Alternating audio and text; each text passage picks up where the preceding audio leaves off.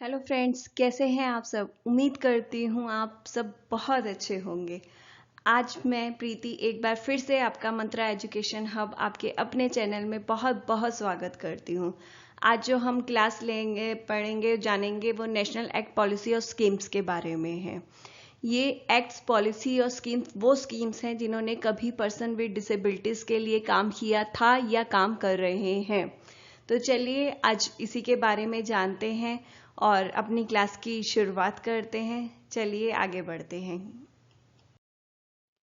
Class शुरू करने से पहले इस चैनल को सब्सक्राइब ज़रूर कर लें और बेल आइकन बटन को भी ज़रूर दबा लीजिएगा, जिससे इस चैनल की वीडियो की सभी नोटिफिकेशन आपको जल्द से जल्द मिल जाए। और अगर वीडियो पसंद आए तो लाइक करना मत भूलिएगा। जिन एक्ट के बारे में हम इस क्लास में जानेंगे वो इस प्रकार हैं। फर्स्ट है इंडियन फ्लुएंसी एक्ट 1912। नेक्स्ट है आपका मेंटल हेल्थ एक्ट 1987। नेक्स्ट है rehabilitation council of India act 1992। Next person with disability act 1995। Next national trust act 1999। और उसके बाद हम जानेंगे राइट टू एजुकेशन एक्ट 2009। और उसके लास्ट हम जानेंगे right of person with disability act 2016। इन सब के बारे में हम इस क्लास में आज पढ़ेंगे। सबसे पहला एक्ट इंडियन फ्लुएंसी एक्ट आया, जो 1912 में आया, पास हुआ था। ये सबसे पहला ऐसा एक्ट था जिसके अंदर मेंटल रिटार्डेशन और मेंटल इलनेस के बारे में बात कही गई थी, या ये कह सकते हैं उनका ध्यान रखा गया था। लेकिन ड्रॉबैक के कारण इसे कॉन्स्टिट्यूशन से जल्द ही हटा दिया गया। इसके अंदर फ्लुएंसी और इडियट जो लोग समझे जाते थे, यानी फ्लुएंसी का मतलब मूर्ख होता है, मूर्ख या पागल जो पर्सन समझे जाते थे, उनको कस्टोडियल केयर देने का। कस्टोडियल केयर का मतलब तो होता था नॉन मेडिकल सर्विस, जिसके अंदर पर्सन्स की जो आपकी डेली लिविंग नीड्स होती हैं उसको कंप्लीट करना। लाइक आपका बाथिंग हो गया, आपका ईटिंग हो गया, ये ऐसी छोटी छोटी नीड्स होती थी, उनको पूरा करना। तो फ्लुएंसी एक्ट का मेन मोटिव था, जो मूर्ख व्यक्ति उस टाइम या पागल समझे जाते थे व्यक्ति, उनकी कस्टोडियल केयर करना। इस एक्ट की एक और प्रॉब्लम रही, जो लुएंटिक था, लुएंटिक वर्ड को जो डिफाइन किया गया था, उनको मूर्ख व्यक्ति या बिना दिमाग वाले व्यक्ति करके डिफाइन किया गया था।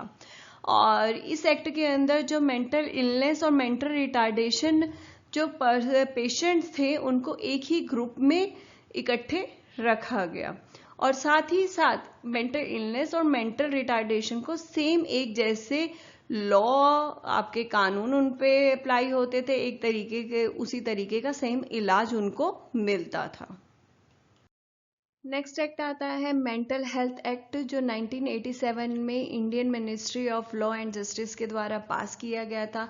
इसके अंदर मेंटल इलनेस पर्सन की डेफिनेशन दी गई है, जिसके अंदर बोला गया है कि वो पर्सन जिसको किसी प्रकार का मेंटल डिसऑर्डर है और उसे ट्रीटमेंट की ज़रूरत है, तो वो मेंटल इलनेस पर्सन कहलाएगा। लेकिन उसको अंदर मेंटल रिटार्डेशन को ऐड नहीं किया गया है। इसके अंदर मेंटल इलनेस की डेफिनेशन के अंदर मेंटल रिटार्डेशन को पूरी तरीके से अलग रखा गया है।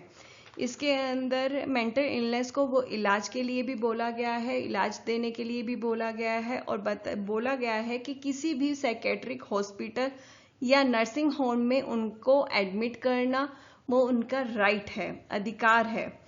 और साथ ही साथ सेंट्रल या स्टेट गवर्नमेंट से मेंटल इलनेस पर्सन्स को मेंटल हेल्थ सर्विस लेने का पूरी तरीके से अधिकार है, राइट है कि वो सेंट्रल गवर्नमेंट से जाके या स्टेट गवर्नमेंट से जाके अपना राइट ले सकते हैं एडमिट अपना हॉस्पिटल जो, लेकिन हाँ साइकेट्रिक हॉस्पिटल है वहीं पे जाके वो अपना इलाज करवा सकते हैं।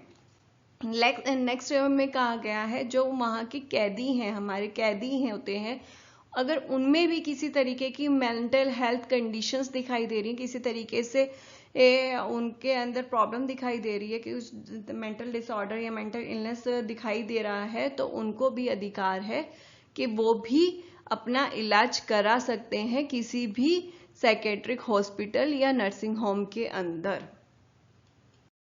नेक्स्ट पॉइंट में कहा गया है कि मेंटल इलनेस पेशेंट्स जो हैं अपनी इच्छा से हॉस्पिटल में एडमिट हो सकते हैं। इसमें से अगर उनका मन नहीं है तो वो जरूर, आप जबरदस्ती नहीं कर सकते हैं उनको एडमिट होने के लिए कि नहीं आपको जाके हॉस्पिटल में एडमिट होना ही होना है। अगर उनका मन है तो एडमिट होंगे, अगर उनका मन नहीं है तो एडमिट नहीं होंगे। और साथ ही साथ उनकी प्रोटेक्शन का जो दायित्व है वो किसका रहेगा? पुलिस का रहेगा। और साथ ही साथ उनको राइट डिस्चार्ज होने का भी है, यानी उनका मन करेगा तो वो डिस्चार्ज होंगे, उनका मन नहीं करेगा तो डिस्चार्ज नहीं होंगे। कहने का मतलब ये है कि पूरी तरीके से ठीक होने पर उनका मन है कि अगर मैं पूरी तरीके से ठीक होके डिस्चार्ज हूँ तो वो उसका राइट है। अगर उनको लगता है कि मेरा अगर पूरा अभी मेरे को घर जाना है, अभी वो पूरी तरीके से ठीक नहीं हुए, अगर उनको घर जाना है आधे हुए इलाज में, तो भी वो उनका राइट है, वो डिस्चार्ज कभी भी ले सकते हैं। साथ ही साथ उनको ये राइट दिया गया है, उनका अधिकार है कि जो भी वहां पे खर्चा होगा आपका सेकेंडरी हॉस्पिटल के अंदर या नर्सिंग होम के अंदर, वो सारा का सारा स्टेट गवर्नमेंट उठाएगी। यहाँ तक कि आपका मजिस्ट्रेट और डिस्ट्रिक्ट ऑर्डर ने ये ऑर्डर दिया कि उस हॉस्पिटल के अंदर जो जो उनको फैसिलिटीज या उनको सर्विसेज की नीड है वो उनको प्रोवाइड करवाई जाए। ये था आपका मेंटल हेल्थ एक्ट। इसके अंदर आपका पूरे तरीके से मेंटल इलनेस के लिए कहा गया है और मेंटल रिटार्डेशन को पूरी तरीके से निग्लेक्ट किया गया है। नेक्स्ट एक्ट आया rehabilitation council of India act 1992। इसके अंदर सबसे पहले एक सोसाइटी रजिस्टर की गई रिहेबिटेशन काउंसिल ऑफ इंडिया, जो 1986 में की गई थी। उसी के आधार पर आरसीए एक्ट आया सितंबर 1992 में। उसके बाद 22 जून यानी 22 जून 1993 में इस सोसाइटी को इंडिपेंडेंट बॉडी बना दिया गया और 2000 के अंदर इस एक्ट में अमेंडमेंट की गई, कुछ चेंजेस किए गए। इस चेंजेस के बाद आरसीआई के ऑब्जेक्टिव दिए गए हैं इस एक्ट के अंदर, जो इस प्रकार हैं। सबसे पहला, पीडब्ल्यूडी यानी पर्सन विद डिसेबिलिटी के लिए की रिहेबिटेशन के लिए किसी तरीके की पॉलिसी या ट्रेनिंग, किसी तरीके का प्रोग्राम को रन करना आरसीआई का काम होगा। नेक्स्ट, पर्सन विद डिसेबिलिटी को ट्रेनिंग देने के लिए जो प्रोफेशनल्स हैं उनके लिए स्टैंडर्डाइज ट्रेनिंग प्रोग्राम लाना या चलाना।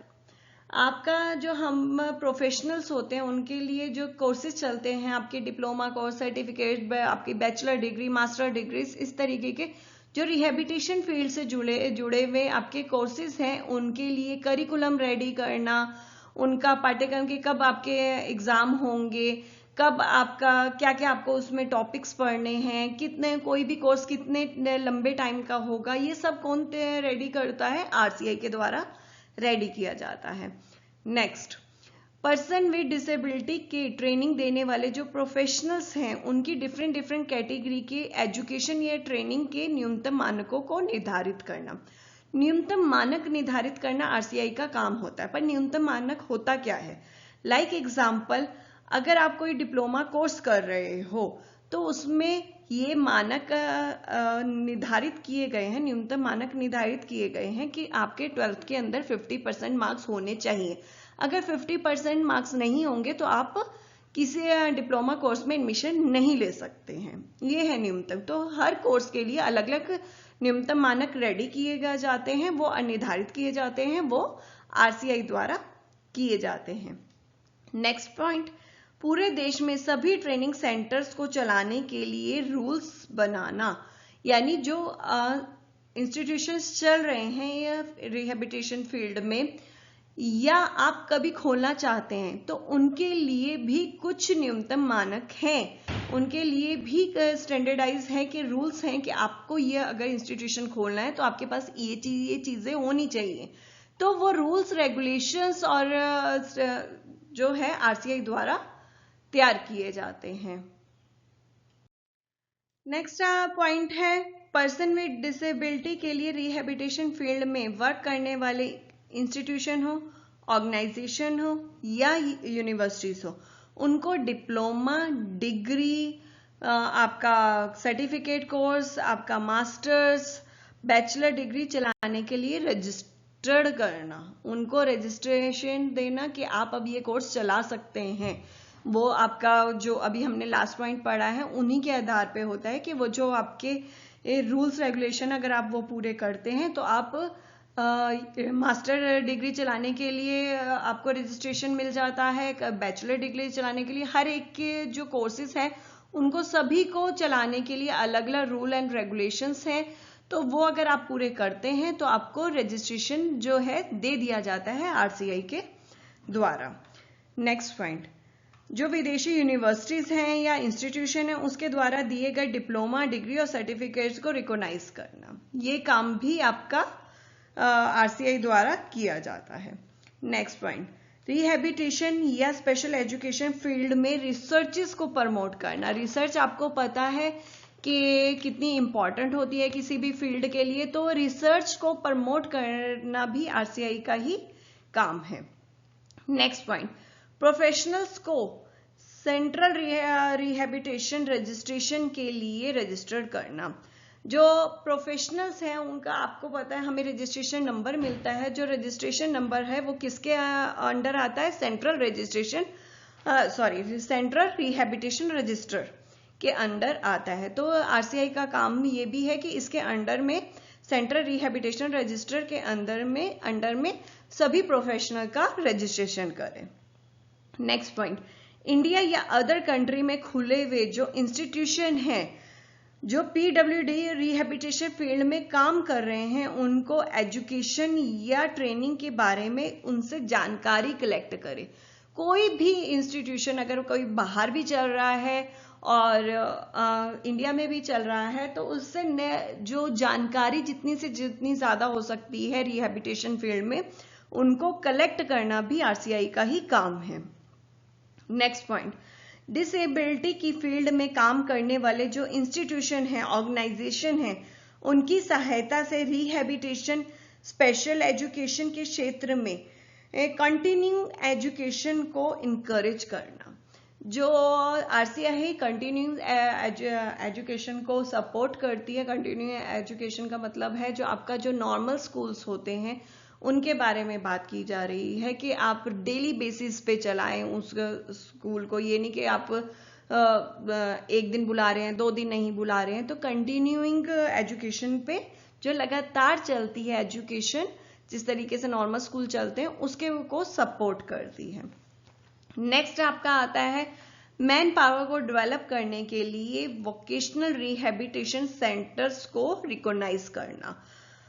रिहैबिलिटेशन का जो आपका मैन पावर डेवलप करते हैं ऐसे वोकेशनल रिहैबिलिटेशन सेंटर को रिकॉग्नाइज करना आरसीआई का काम होगा।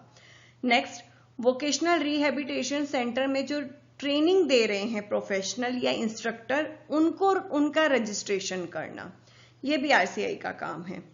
नेक्स्ट, डिसेबिलिटी फील्ड के लिए मैन पावर को डेवलप करने के लिए नेशनल इंस्टीट्यूट्स को रिकॉग्नाइज करना। जो नेशनल इंस्टीट्यूशन है उनको भी रिकॉग्नाइज कौन करता है, आरसीआई करती है। नेक्स्ट, जो नेशनल इंस्टीट्यूट है या जो हमारी आरसीआई बॉडी चल रही है वो सब किसके तहत काम करेंगे, किसके अंडर रजिस्ट्रेशन करेंगे, मिनिस्ट्री ऑफ सोशल जस्टिस के अंडर ये सब आते हैं। यानी हम जितने भी काम कर रहे हैं वो आरसीआई के द्वारा जो इंस्टीट्यूशन रन हो रहे हैं या सब कुछ आरसीआई के अंडर रन होता है। और आरसीआई किसके अंडर आती है, ministry of social justice and empowerment के अंदर।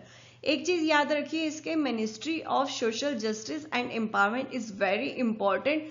ये आपका शॉर्ट फॉर्म में भी आ जाता है MSJE। ये है क्या, तो ये आपको पता होना चाहिए।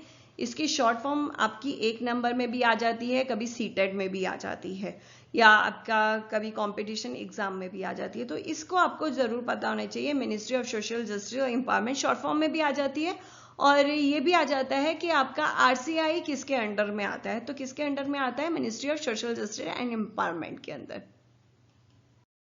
नेक्स्ट एक्ट आता है the person with disability act 1995। इस एक्ट को person with disability equal opportunities protection of right full opportunity act 1995 के नाम से जानते हैं। जो पूरा नाम है इस एक्ट का क्या है, person with disability equal opportunity protection of right full participation act 1995।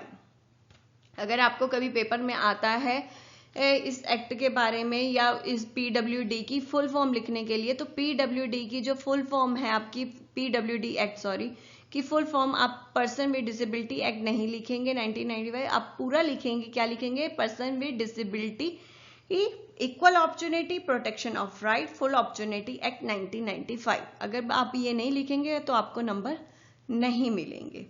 Next point, ये एक्ट जो पास किया गया था, लोकसभा में पास किया गया था, वो 12 दिसंबर 1995 में पास किया गया था और 7 फेब 1996 में इसको लागू कर दिया गया था।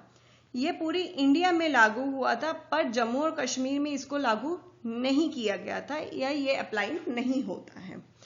सभी CWSN को फ्री ऑफ कॉस्ट स्पेशल जो बुक्स हैं उनकी इक्विपमेंट है उनको फ्री देने की इसके अंदर प्रावधान है कि सभी जो चिल्ड्रन विद डिसेबिलिटी हैं, स्पेशल नीड चिल्ड्रंस हैं, उनको फ्री एजुकेशन दी जाएगी। इसके अंदर स्पेशल जो बुक्स हैं बच्चों के लिए या इक्विपमेंट है, जरूरत के अकॉर्डिंग उनको फ्री में प्रोवाइड करवाए जाएंगे। नेक्स्ट, इस एक्ट के अंदर नॉर्मल स्कूल में CWSN जो बच्चे हैं उनको इंटीग्रेशन करने के लिए प्रमोट किया गया था, यानी जो स्पेशल बच्चे जा सकते हैं नॉर्मल स्कूल में उनको वहां पे इंटीग्रेट करने के लिए प्रमोट किया गया था। नेक्स्ट, इस एक्ट के अंदर जॉब के अंदर 3% रिजर्वेशन रखा गया था, किसके लिए, पर्सन विद डिसेबिलिटी के लिए।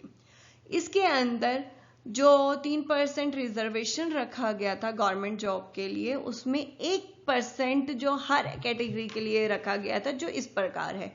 1% रखा गया था ब्लाइंडनेस और लो विजन वालों पर्सन्स के लिए, 1% रखा गया था हेयरिंग इम्पेयरमेंट वाले पर्सन्स के लिए और 1% रखा गया था लोकोमोटर डिसेबिलिटी और सेरेब्रल पाल्सी के लिए।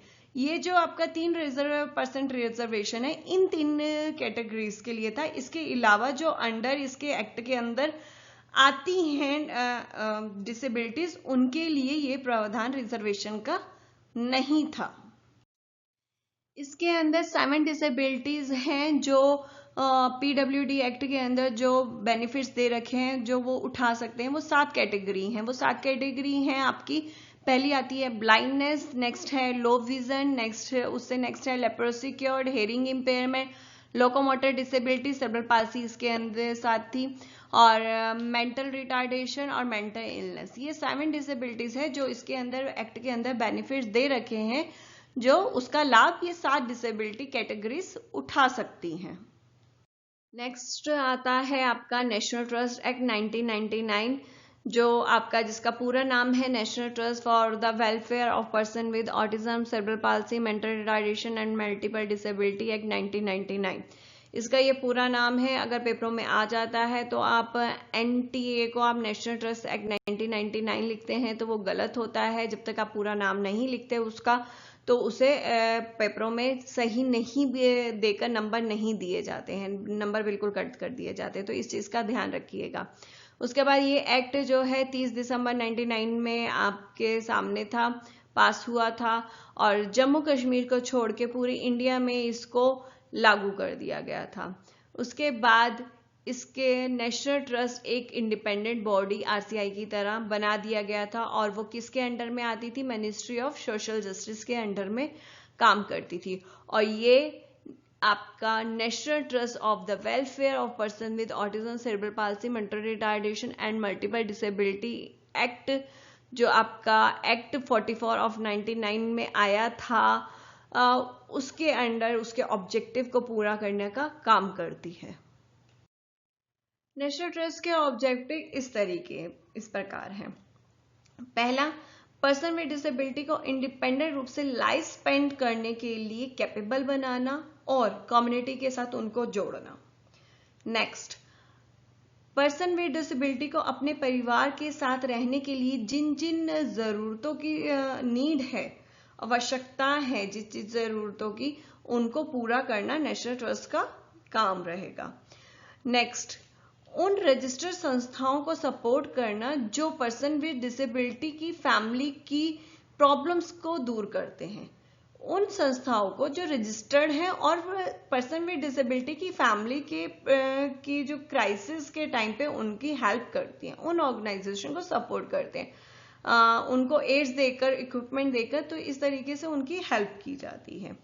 नेक्स्ट, पर्सन विद डिसेबिलिटी की प्रॉब्लम्स को दूर करना उन पर्सन्स की जिनके माता पिता नहीं हैं, यानी माता, अभी तक जो ऊपर बात कही थी जिनके पेरेंट्स हैं उनके लिए बात कही थी, अब जिनके पेरेंट्स नहीं हैं उसके बाद जो पर्सन विद डिसेबिलिटी है उनकी भी प्रॉब्लम को दूर करना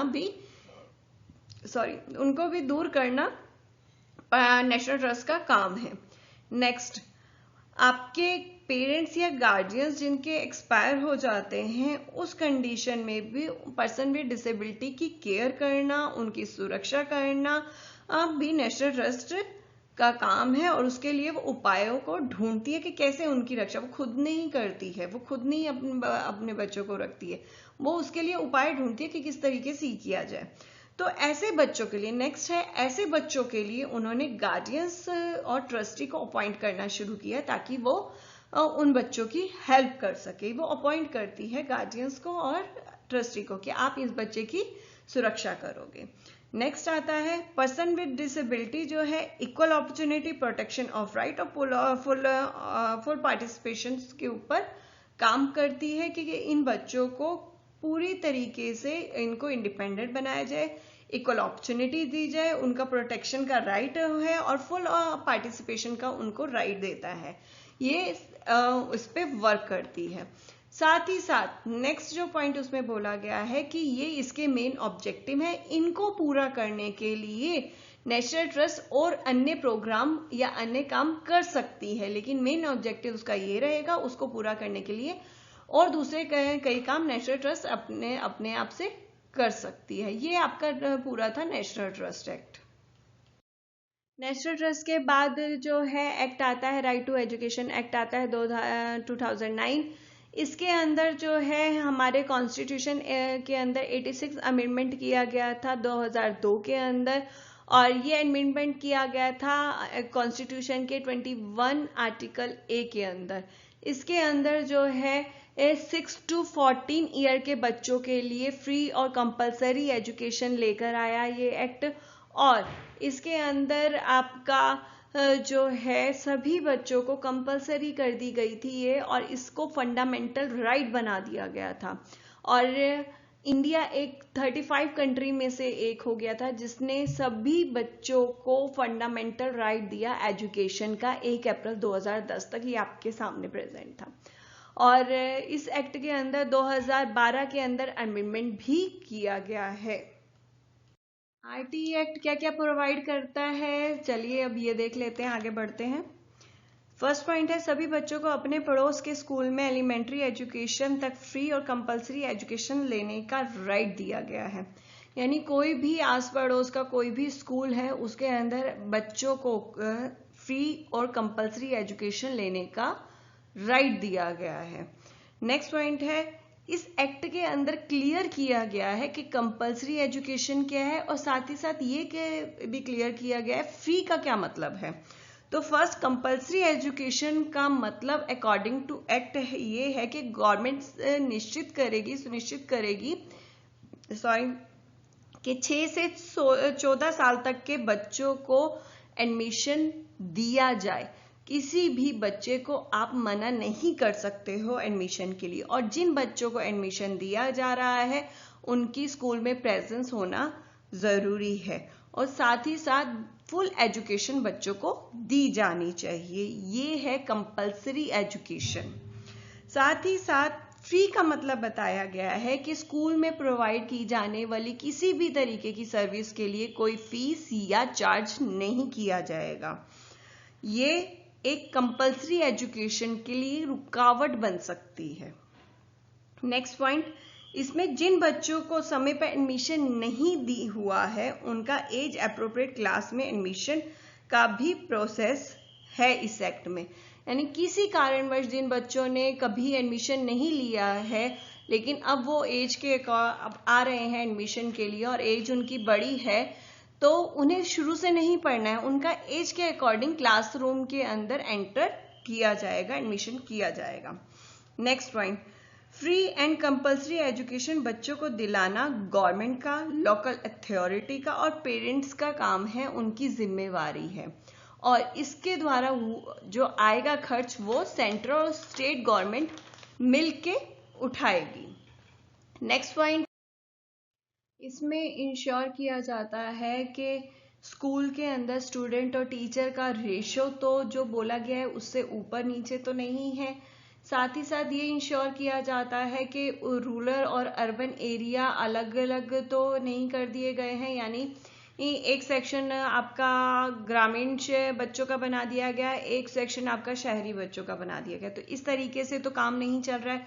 साथ ही साथ टीचर्स को नॉन एजुकेशनल वर्क तो नहीं पे पोस्टिंग नहीं की गई है, ये सब चीजें इस एक्ट के दौरान देखी जाती हैं।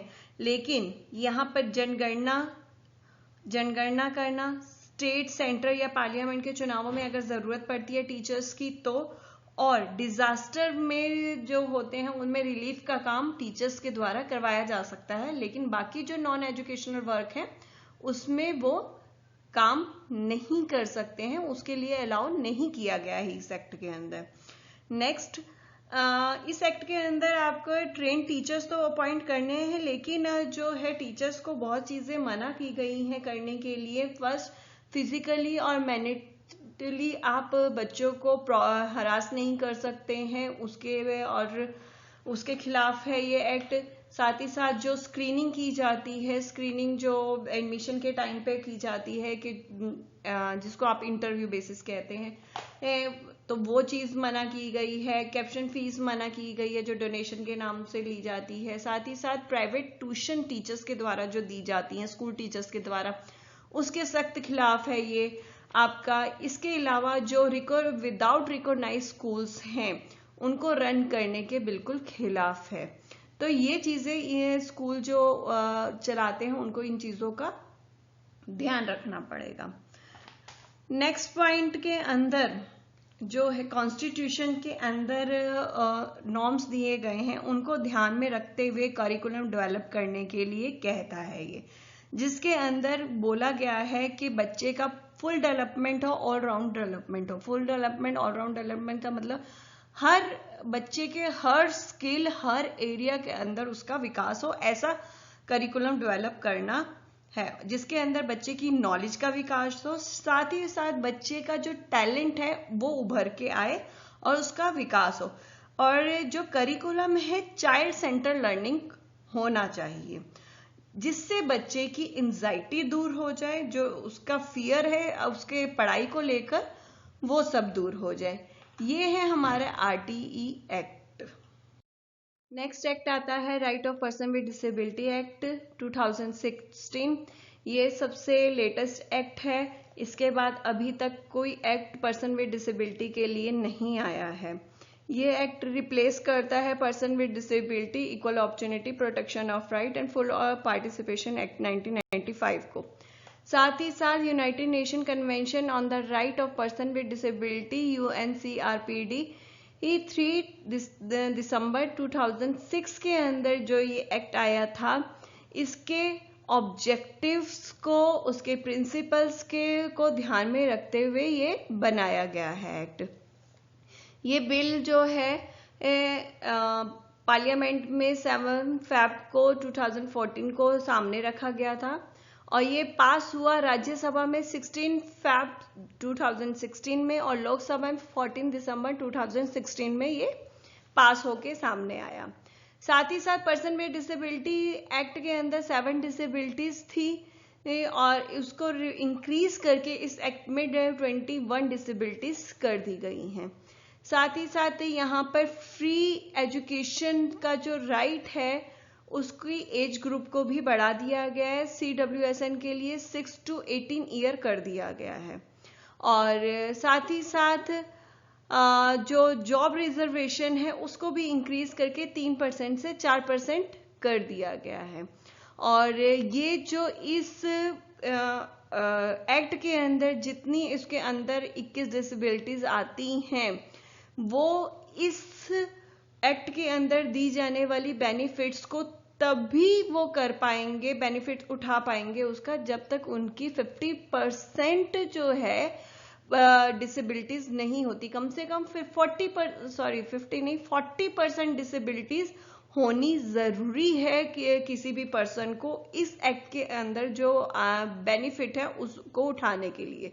और किसी भी पर्सन के अंदर 40% तक की या उससे ज्यादा की अगर डिसेबिलिटी पाई जाती है तो उसे बेंचमार्क डिसेबिलिटी के नाम से भी इस एक्ट के अंदर प्रेजेंट किया गया है।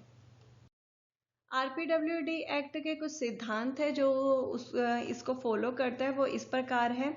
इसके फर्स्ट पॉइंट में वो कहता है कि इस एक्ट के अंदर जो है पर्सन की डिग्निटी का हमें सम्मान करना चाहिए, उसकी पसंद, उसकी फ्रीडम की हमें रिस्पेक्ट करनी चाहिए। साथ ही साथ नेक्स्ट पॉइंट में वो कहते हैं एक्ट के अंदर कहा गया है कि नॉन डिस्क्रिमिनेशन, हम जो है किसी के अंदर भेदभाव नहीं करेंगे। नेक्स्ट सिद्धांत जो एक्ट फॉलो करता है वो ये करता है कि पर्सन विद डिसेबिलिटीज को और सोसाइटी में फुल और इफेक्टिव पार्टिसिपेशन के साथ इंक्लूजन करना चाहता है। Next point, person with disability human diversity और ह्यूमैनिटी का एक पार्ट है। वो पर्सन विद डिसेबिलिटी जो हैं उनको ह्यूमन जो डाइवर्सिटी होती है, ह्यूमन के अंदर बहुत सारी भिन्नताएं होती हैं और ह्यूमैनिटी का एक पार्ट समझता है। और वो कहते हैं कि हमें इस डिफरेंस का हमें रिस्पेक्ट करनी चाहिए, इस डिफरेंस को हमें अपनाना चाहिए, रिस्पेक्ट के साथ साथ हमें अब इसे अपनाना चाहिए। Next point, equality of opportunity के ऊपर ये जोर देता है। नेक्स्ट आता है एक्सेसिबिलिटी। एक्सेसिबिलिटी का मतलब है सोसाइटी और कम्युनिटी और उसके इन्वायरमेंट को डिवाइसेस, सर्विसेज, इक्विपमेंट की से इस तरीके से डिजाइन कर देना ताकि पीडब्ल्यूडी पर्सन्स जो हैं उसको इजीली यूज कर सके। ये होता है एक्सेसिबिलिटी। नेक्स्ट पॉइंट है मैन और वुमेन में इक्वल उनको समझना, उनका हर जगह इक्वल उनको समझते हुए उनके आगे अपॉर्चुनिटी रखना, किसी भी अपॉर्चुनिटी में मैन या वुमेन को पीछे ना छोड़ना कि वुमेन को पीछे छोड़ दिया या वुमेन को इतनी आगे रख दिया कि मैन पीछे रह जाए। तो इक्वालिटी पे इस एक्ट के अंदर जोर दिया गया है। नेक्स्ट पॉइंट में CWD की कैपेसिटी, जो चिल्ड्रन विद डिसेबिलिटी है उनकी कैपेसिटी है, जिनकी जो उनकी क्षमता है उनकी रिस्पेक्ट करने के लिए इस एक्ट में बोला गया है कि उनकी हमें रिस्पेक्ट करनी चाहिए, उनकी कैपेबिलिटी को, और उनकी आइडेंटिटी को हमें सेव करना चाहिए। ये सभी सिद्धांत है इस एक्ट के अंदर जो आरपीडब्ल्यूडी एक्ट फॉलो करता है। नेक्स्ट है कि आरपीडब्ल्यूडी एक्ट के अंदर जो 21 डिसेबिलिटीज की बात की गई है, ये वो 21 डिसेबिलिटीज हैं जो इस एक्ट के अकॉर्डिंग बेनिफिट उठा सकती है अगर वो बेंचमार्क डिसेबिलिटीज होता है पर्सन। तो वो इस प्रकार हैं आपकी डिसेबिलिटी। फर्स्ट आपका आता है फिजिकल डिसेबिलिटी। फिजिकल डिसेबिलिटी के अंदर लोकोमोटर डिसेबिलिटी है, लेप्रोसी क्योर्ड पर्सन है, सेरेब्रल पाल्सी है, ड्वार्फ फिल्म्स है, मस्कुलर डिस्ट्रॉफी है, एसिड अटैक विक्टिम है। उसके बाद बी में आता है विजुअल इंपेयरमेंट। विजुअल इंपेयरमेंट के अंदर आपका ब्लाइंडनेस और लो विजन दे रखा है।